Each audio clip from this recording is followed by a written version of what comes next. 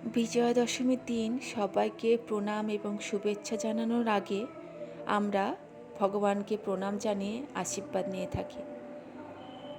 আমি ছোট থেকে একটা নিয়ম করে এসেছি, তো আমি ছোট থেকে এইভাবেই ভগবানকে প্রণাম জানাই। সেটা হচ্ছে একটা খাতার মধ্যে লাল পেনে জয় মা দুর্গা, জয় মা দুর্গা, জয় মা দুর্গা লেখে মাকে প্রণাম জানিয়ে এবং সমস্ত ঘরের ঠাকুরকে প্রণাম জানিয়ে ওই আশীর্বাদের ফুল এবং কিছু কয়েন নেড়ে মিষ্টিমুখ করে তারপরে আমরা সবাইকে শুভেচ্ছা এবং প্রণাম জানাই। তো একের পর এক সবাই লিখে নিচ্ছে।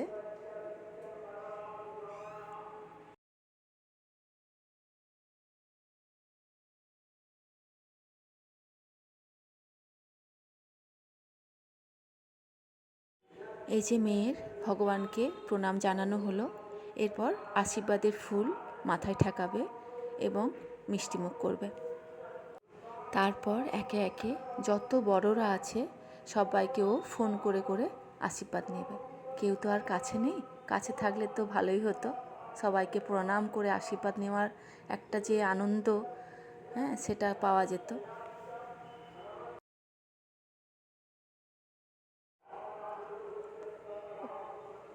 ওর হলো, এরপর আমি বসবো। আমিও বসে গেলাম ভগবানকে প্রণাম জানিয়ে। তারপর আমি লিখলাম,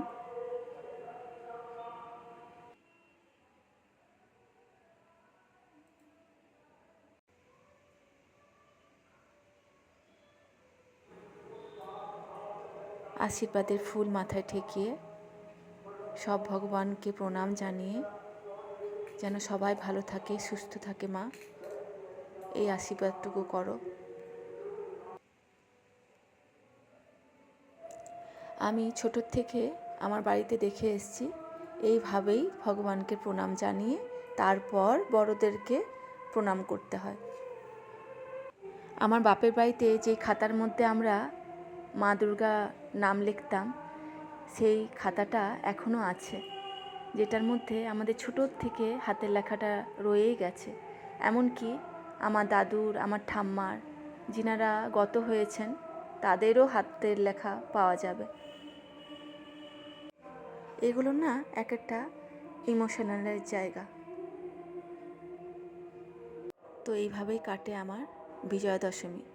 সবাইকে জানাই শুভ বিজয়ার অনেক অনেক শুভেচ্ছা এবং ভালোবাসা। নমস্কার।